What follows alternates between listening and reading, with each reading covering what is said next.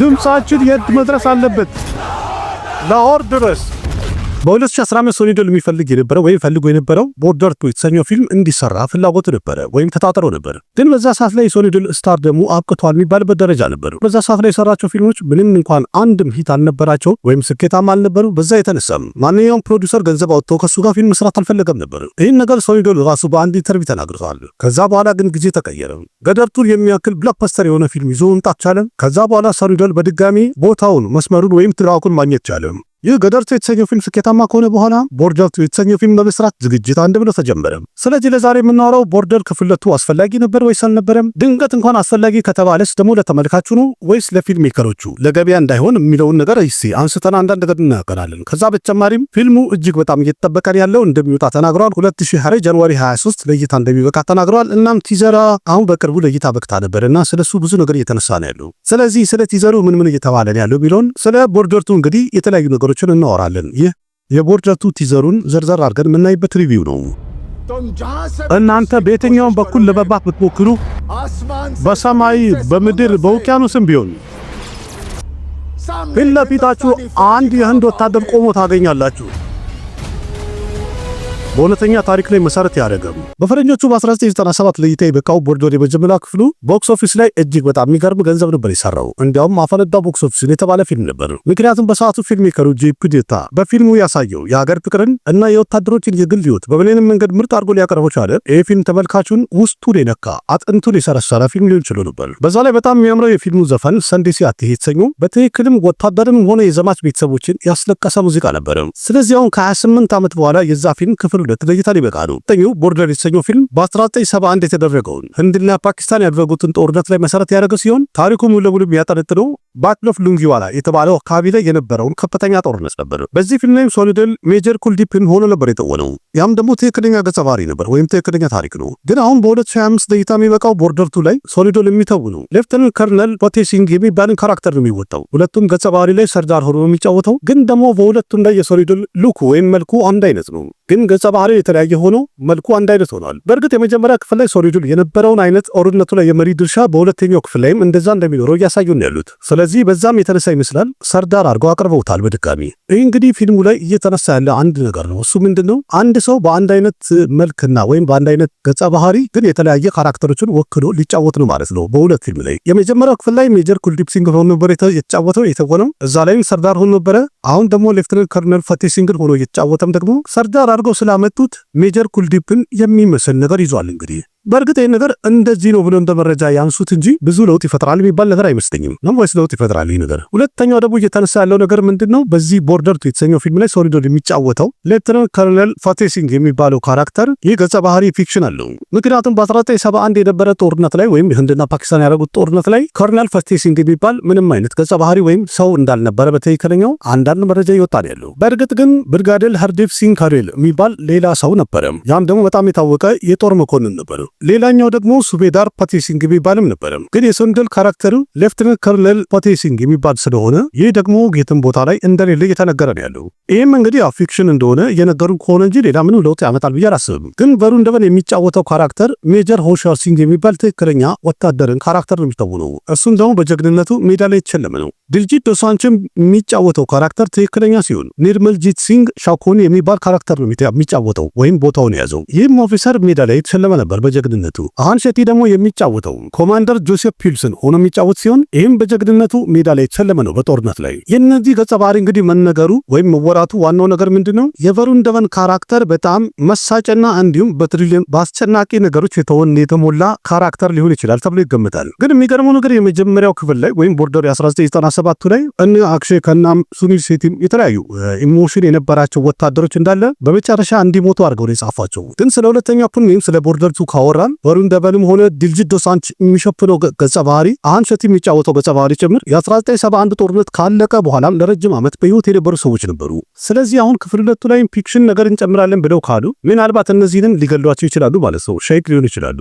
ምክንያቱም የመጀመሪያው ክፍል ላይም እንደዛ አሳይተውናል። የመጀመሪያው ክፍል ላይ ወይም ቦርደር 1997 ላይ ሁላችንም እንደምናስታውሰው በጣም የወደድናቸው ገጸ ባህሪዎች እንዲሁም ስለ ቤተሰቦቻቸውና ከቤተሰቦቻቸው ጋር ያላቸውን ዝምድና እጅግ በጣም በሰፊው አሳይተውን ኮኔክት እንድንሆን ካረጉን በኋላ እነዛን ገጸ ባህሪዎች የፊልሙ መጨረሻ ላይ እነሱ ሲሞቱ አሳይተውናል። በተለይ የአክሽን ከናና የሱኒል ሼቲ አሟሟት መቼም አንረሳውም አይደል? በዛ ላይም ደግሞ ሌላ አንድ ወታደርም አለ። አባቱ ኧረ ቤቱ ባዶ ሆነ፣ አራውም እያንጠባጠበ ነው፣ ናፍቀህናል ቶሎና እያለ ደብዳቤ ሲጽፍለት የነበረው ወታደርም ሲሞት አሳይተውናል በደንብ። ከዛ ሌላም ስለ ሚስትና ስለ ልጅም በደብዳቤ ሲጻፍለት የነበረም አንድ ወታደር እሱም ሲሞት አሳይተውናል። ግን ሶሊዶል በህይወት ነበር የቆየው፣ አልሞተም። በፊልሙ ላይ ደግሞ የሱ የቤተሰብ ታሪኩን ሆነ ምናምን አሳዛኝ ነገር ምንም አላሳዩንም። ጄክ ሽሮፍም ቢሆን ምንም አይነት የቤተሰብ ባክግራውንዱን አላሳዩንም፣ ወይም ደግሞ ይሄን ያህል ኢሞሽን አልነበረም። ስለዚህ ሁለቱ ካራክተሮች ተርፈዋል እና ሁለቱ ቢሞቱና አክሽን ከናና ሱኒል ሼቲ ቢተርፉ ምናልባት አሪፍ ነበር። ያኛው የመጀመሪያው ክፍል ግን ደግሞ እንደ ፊልም ሲታይ ተመልካቹ በጣም የተቆረቆረላቸውና የወደዳቸውን ካራክተሮች ስለገደሉት ወይም ስለገደሏቸው ሲሞቱ ስላየን ያ ፊልም ዛሬም እንኳን ከ28 ዓመት በኋላ እያወራንበት ነው።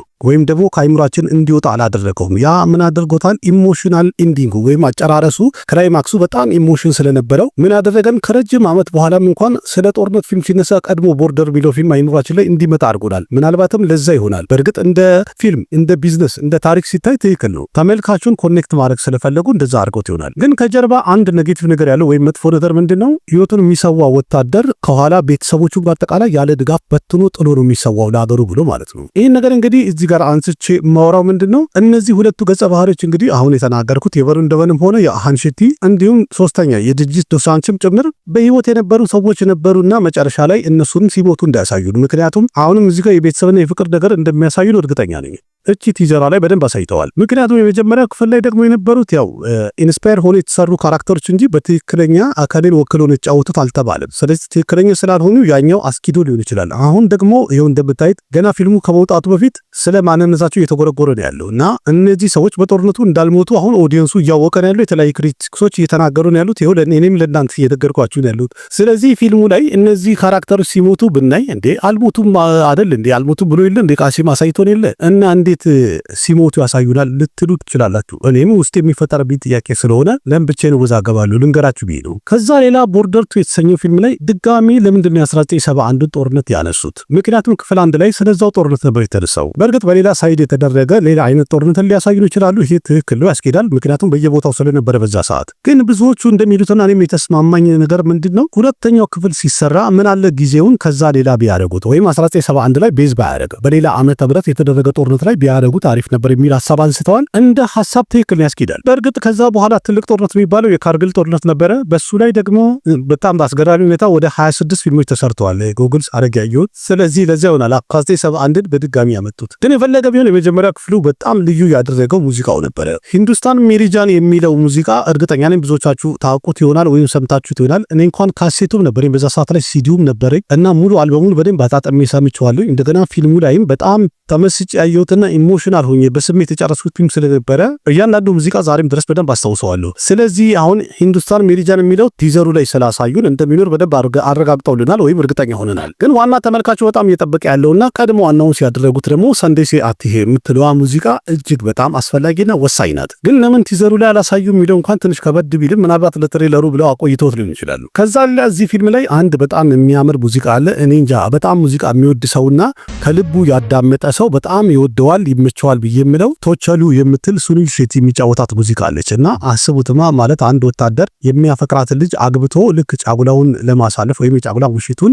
ለማሳለፍ ገብቶ አብሯታ አሳልፎ ምናምን አሪፍ ጊዜ ካሳለፈ በኋላ ጠዋት ላይ በድንገት ድንበር ላይ ጠላት ጥቃት ስለፈጸመ እንድትገኝ ተባለ። ስለዚህ ትልቅ የጦር መኮንን ስለሆነ ሌሎቹን ወታደሮች ማዘዝ ስላለበት ተነስቶ ሄደ። አዲስ የመጣች ሚስቱን ወይም ደግሞ አዲስ ያገባትን ሚስቱን ትቶ ወደ ጦር ሜዳ ሄደ ለመምራት ማለት ጦሩን። ከዛ በኋላ በሞራል እየተለሻለሸ ሲሄድ በዛው ህይወቱ አለፈና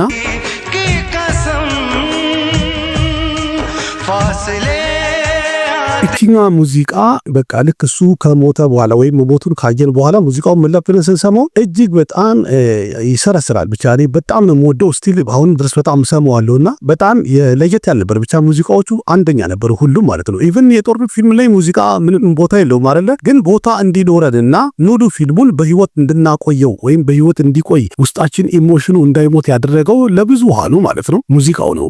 በጣም ገራሚ ምርጥ ስራ ተሰርቶ ነበር። ጄፒ ደታ የዛኔ ምርጥ አድርጎ ነው የሰራው። በእርግጥ በጣም ሲፈራ የነበረው ምንድነው አንድ የቆየ ዳይሬክተር ወይም የድሮ ዳይሬክተር ከረጅም ጋፕ በኋላ በድጋሚ ወደ ሲኒማ ሲመለስ የተበላሸ ፊልም ይዞ ይመጣል ተብሎ ይፈራ ነበረ። ምክንያቱም እሱ የሚያውቀው የድሮውን ስለሆነ በዛ ስታይል ፊልሙን ሰርቶት ከዚህኛው ትውልድ ጋር የማይሄድ ነገር እንዳይወጣ ተብሎ በጣም ይፈራል። ምሳሌ ልክ ገደርቱ ላይ በጣም ሲወራ የነበረው ይሄ ነገር ነበረ። ግን የፊልሙ ዳይሬክተር አኒል ሸርማ አፕዴት አድርጎ ነበረ ራሱን ጥሩ ነገር መስራት ይችላል። ምንም እንኳን ብዙ የጎደለው ነገር አለ ተብሎ በክሪቲክስ ቢወቀስም ፊልሙ በጣም ተወዳጅ ሆነ። ሶኒ ዶልን ድጋሚ ለማየት ባደረጉት ግብግብ ፊልሙ በጣም ስኬታማ አድርገውታል። አሁንም እንግዲህ በእርግጥ ራሱ ዳይሬክት ባያደርገውም ጄፒ ደታ ግን ዳይሬክት ያደርገዋል ብሎ የሰጠው ዳይሬክተር አኑራግ ሲንግ ይባላል እና ይሄ ዳይሬክተር ወደኋላ መለስ ብለን ስናይ የሰራቸው ፊልሞች ብዙዎቹ የፍቅር ናቸው እና ትንሽ ያስፈራል። የተለያዩ የፐንጃብ ፊልሞችም ሰርተዋል። ግን በ2019 የአክሼ ኩማርን ኬስሪ የተሰኘውን ፊልም ዳይሬክት አድርጎ ነበርና አሁን ላይ ጄፒ ደታ ፕሮዲውስ አድርጎታል እና አኑራግ ሲንግ ዳይሬክት አድርጎታል ተብሏል። ቲዘሩ ላይ እጅግ በጣም በሚያሳዝን ሁኔታ ያየነው ነገር በጣም ይደብራል። በጣም ብዙ ክሪቲክሶችም በጣም ብዙዎቹ እያነሱ እየተናገሩ ያለው ነገር ምንድነው ቪኤፍኤክሱና ሲጂአዩ አሁን ካለንበት ጊዜ ጋር ጭራሽ የሚመጥን አይደለም ብለው በጣም ብዙዎቹ ተናግረዋል። ምክንያቱም እያንዳንዱ ሲን ግሪን ስክሪን እንደተጠቀሙ ወደንብ ያስታውቃል። ቦታው ላይ አይደለም። ኢቨን ከመጀመሪያው ክፍል አኳያ ሲታይ የደከመ ነው። አስቡት በ2025 ከ28 ዓመት በፊት ከሰራው ፊልም ጋር አኳያ ሲታይ በጣም ሲነጻጸር ያነሰና የደከመ ሆኖ ታየ። በእርግጥ የመጀመሪያው ክፍል ሪል ሎኬሽን ላይ ወይም ቦታ ላይ የተቀረጸ ስለነበረ ነው። ይሄኛው ደግሞ ግሪን ስክሪን እንጠቀማለን ብለው ግን ሲጂአዩና ቪኤፍኤክሱ እጅግ በጣም ደካማ ነበረ። ያ ምናልባት አሁን ቲዘር ነው ብለን እናልፈዋለን። ትሬለሩ ላይ ማስተካከል ከቻሉ ፊልሙ ላይ ደግሞ በትክክል ከተሰራ በትክክል ፊልሙ ስኬታማ ይሆናል። ምክንያቱም ፊልሙ በጣም የሚጠበቅ ፊልም ነው። በዛ ላይ ደግሞ ፊልም ብቻ አይደለም እንዳልኳችሁ የዛሬ 28 ዓመት በጣም ብዙ ሰው አይቶታል፣ በጣም ብዙ ሰው ወዶታል እና የብዙ ሰው ኢሞሽን ያለበት ነውና ይሄን ሌጋሲ ክፍል 2 ያስቀጥለዋል ወይም ሲያበላሸዋል የሚለው ትልቅ ፍራቻ ፈጥሯል እና አሁን ላይ በዚህ ጊዜ መቼስ የሚጠበቀውና እየታየ ያለው ወይም ያየናት ነገር ትንሽ አትመስጥም። ዳያሎጉ ምናምን በጣም ምርጥ ነው። የሶኒ ዶል ትወና ሙሉ ለሙሉ በድጋሚ ምርጥ አድርጎ እንደሚተውኑበት በደንብ አሳይቷል። ምክንያቱም ጉልበቱና አቅሙ እንዳለው ያስታውቃል። ግን የወጣቶቹ ነገር እርግጠኛ መሆን አልተቻለም። ብዙ ክሪቲክሶች እየተሳደቡ ናሉት። እኔ እንኳን ፊልሙን ሳላይ አልናገርም። ሃን ሼቲም ሆነ ወሩን ደቨንም ሆነ ድልጂት ዶሳንች ጭራሽ ለዚህ ነገር አይመጥኑም እያሉ ነው። እነሱ የተለያየ ምክንያት አላቸው። ከዚህ በፊት ከሀገር ጉዳይ ጋር እነሱ የተናገሩት ነገርን እያነሱ ሁሉ እንደዚህ አይነት የሀገር ፍቅር ስሜት ያለው ፊልም ላይ ሊሰራ አይገባም እያሉ የተለያየ አይነት አስተያየት የሰጡ ናሉት። ብዙ ነገር ነው እያወሩ ያሉት። ከዛ ጋር እኛ ስለማይመለከተን እንደ ፊልም ግን ስናየው ቆንጆ ትወና ሊያሳዩ ይችላሉ። እድሉን እንስጣቸው፣ እንያቸው። ግን ትልቁ ነገር ምንድነው እንደዚህ የተወደደ ፊልምና ምርጥ የነበረ ፊልም ሙሉ ለሙሉ ያንንም ስሙን ይዞ ገደል እንዳይገባ የሚለው ነገር በጣም እየተፈራ ነው ያለው። ምንም ጥርጥር የለውም። ቲዘሯ ላይ የታየው ነገር ቪኤፍኤክሱ እጅግ በጣም የሞተ ነው። ኖርማል ጌም ነው የሚመስለው። ኢቭን የሆነ የማይጠበቅ ነው። እኔ እንጃ አልጠበኩም። በዛ ላይ ደግሞ በጀቱ ትልቅ እንደሆነ እየተናገሩ ነው ያሉት። ይሄ ሁሉ በጀት ወጥቶ ታዲያ የት ገባ የሚለው ጥያቄ እየተነሳ ነው ያለው። ስንት እንደሆነ እንግዲህ አናውንስ አላፈጉም። መጨረሻ ላይ እናውቀዋለን። ከዛ በተጨማሪ በጣም ኤክሳይትድ የሚያደርገውና በጣም እንዲጠበቅ ያደረገው አንደኛ ነገር ሰንዴሴ አትሄ ተኞ በድጋሚ ሚክስ ሆኖ እንደሚመጣ ተነግሯል። ልክ ገደርቱ ላይ ሜኒክላ ኦገዲሌ የምትለው ሙዚቃ ሚክስ ሆና ስትመጣ በጣም ተወዳጅ ሆና ነበረ። ልክ እንደዛ አሁንም አሪፍ አድርገው አሳምረው ይዞት ይመጣሉ የሚለው ነገር በጣም እንዲጠበቅ አድርጎታል። ስለዚህ በአጠቃላይ በሶኒ ዶል የተነሳ ፊልሙ የመጀመሪያ ቀን ላይ ምርጥ ገንዘብ እንደሚሰራ ምንም ጥርጥር የለውም። ለምን እንደሚታወቀው በጣም ብዙ ህዝብ አለ፣ የሶኒ ዶል አድናቂ፣ የዳርሜንድራ የቦቢ ዶል አድናቂ። በጣም ብዙዎቹ እንዳለ ምንድነው የሚፈልጉት ሶኒ ዶልን ሲኒማ ላይ ማየት ነው የሚፈልጉት። ስለዚህ የመጀመሪያ ቀን ላይ ምርጥ ገንዘብ ይሰራል። ከዛ በኋላ ግን ፊልሙ ምን ያህል ይቆያል፣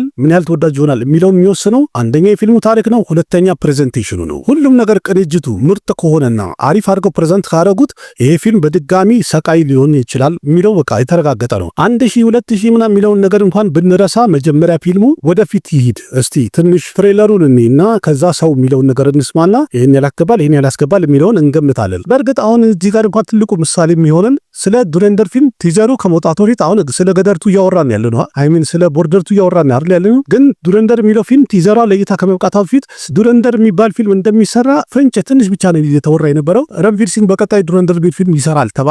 ከዛ የዘለለና ያለፈው ወሬ አልተነሳም። ልክ ቲዘሯ ለእይታ እንደበቃች ግን ምን ያህል አቅም እንዳለው ቲዘር ወይም ይሄን ሞስኮሻ ቪዲዮ ምን ያህል አቅም እንዳለው በዱሬንደር ማየት ይችላላችሁ። ሁሉም ሰው ዱሬንደርን መጠበቅ ጀመረ። ከዛ በኋላ አንዳንድ ነገሮች ቢበላሹም ግን ትሬለሩ ቆንጆ ሆነ፣ ተወደደ። አንዳንድ ሰዎች ነቀፉት፣ አንዳንድ ሰዎች ደግሞ ጥሩ ነው አሉ። ጥሩ ነው የሚለው ሰው በዛ። ፊልሙ ሊወጣ ሲልም ልክ እንደዛ አይነት እንቅፋት አጋጠመው። ግን ፊልሙ ሲወጣ ምን ሆነ? ይሄን ሁሉ ነገር የተወራውን ነገር እንዳለ ጥሶ ዛሬ ላይ ፊልሙ በጣም ስኬታማ መሆን ቻለ። አሁን 600 ክሮር በዓለም አቀፍ ደረጃ መግባት ችሏል። የተለያዩ ትልልቅ የሚባሉ ፊልሞች በዚህ ሰዓት ላይ በዚህ ቀን ላይ ከሰሩት የበለጠ ገንዘብ እየሰራ ነው ያለው ፊልሙ እና ምን ለማለት ነው ቲዘር በጣም አቅም አለው። ከተሰደበም ወደ ኋላ ያደርገዋል፣ ከተወደደም በጣም ስኬታማ ያደርገዋል። እና እቺ ቲዘር ሞስኮሻ ቪዲዮ በጣም ቫልዩ ነበራት። ለምን ቦታ እንዳልሰጡና ለምን ትኩረት እንዳላረጉ ባላቅም ቦርደር ቦርደር 2 የተጠበቀውን ያህል ወይም የታሰበውን ያህል ቲዘር አላየንበትም። በተለይ ደግሞ ከምንም በላይ በዚህ ሰዓት በዚህ ጊዜ በዚህ ዘመን ጊዜውን የጠበቀ ቲዘር አላሳዩንም። ለምን ተጠብቆ የነበረው አንደኛ በጣም ትልቅ ስም ያለው ፊልም ነው። ስለዚህ ሲሰሩት እጅግ በጣም ተጠንቀውና በጥሩ ቪኤፍኤክስ እና ሲጂአይ ቆንጆ አድርገው ይሰሩታል ተብሎ ታስቦ ነበር፣ ግን አልሆነም። የሆነ ቦታ ላይ ያው እንግዲህ አይታችሁት ይሆናል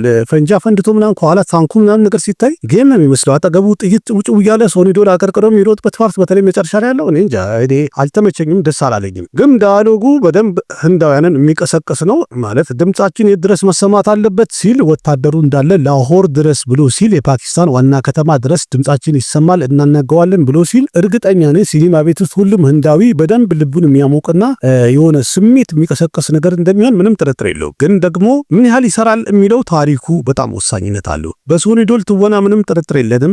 ምንድን የተፈጠረ አሁን በታየችው ቲዘር ላይ ያለው ቪኤፍኤክስ እና ሲጂአይ በጣም ደከመ። እሷ ብዙ እንዲያወሩ አድርጓቸዋል። ባጭሩ እንግዲህ በየቦታው ላይ የተለያዩ ሰዎች የሚያወሩት በአጠቃላዩ ይሄንን ይመስላል። ግን ከመጀመሪያው ክፍል አኳያ አንድ ላይ ስናየው ፊልሙ ተሻሽሎና ቆንጆ ሆኖ ከቀረበ እጅግ በጣም ሰቃይና በጣም ስኬታማ የሚሆን ፊልም ነው። እንደ ቲዘሩ ግን ከሆነ ፊልሙ በጣም ይበላሻልም ያሰድባልም እጅ ያሰብራል። ይሄ ነገር ሜከሮቹ በጣም ጥንቃቄ ማድረግ አለባቸው። በአጠቃላይ እንግዲህ ቦርደርን ቲዘሯን እስቲ ካየሃት ስለሱ አንዳንድ ነገር በል ለምን ጸጥ ተባለ ለምን ቀዘቀዘ ባላችሁት የሚሰማው ነገር መጥሩ ስላልሆነ በአጠቃላይ ሁሉም ጨርሰው እስከሚያወሩ ድረስ ልስማ ብዬ ነበር። በጣም ትልቅ ክሪቲክሶችም የሚሰጡት እንግዲህ አሁን የነገርኳችሁን ሀሳብ ነው። እነሱን ከሰማሁ በኋላ ላቀርብላችሁ ብዬ ይዤ መጥቻለሁ። ለማንኛውም ከህንድ ሲኒማ ጋር የተያዙ በጣም ብዙ መረጃዎችን በዚህ ቻናል አንዳንድ እያልን እንቀባበላለን። ቪዲዮ ከተመቻችሁ ላይክ አድርጉ። ለቤቱ አዲስ ሆናችሁ ሰብስክራይብ በማድረግ ቤተሰብ ሁኑ። የሚነሳ የሚወራ ማንኛውም አዲስ ነገር ካለ በህንድ ፊልም ዙሪያ ላይ ይዤላችሁ እመጣለሁ። በዚህ ቻናል አንዳንድ እያልን እንቀባበላለን። አቅራቢያችሁ ቃሲም ከነበርኩኝ በሌላ ቪዲዮ በድጋሚ እስከምንገናኝ ደህና ሁኑ። ባባይ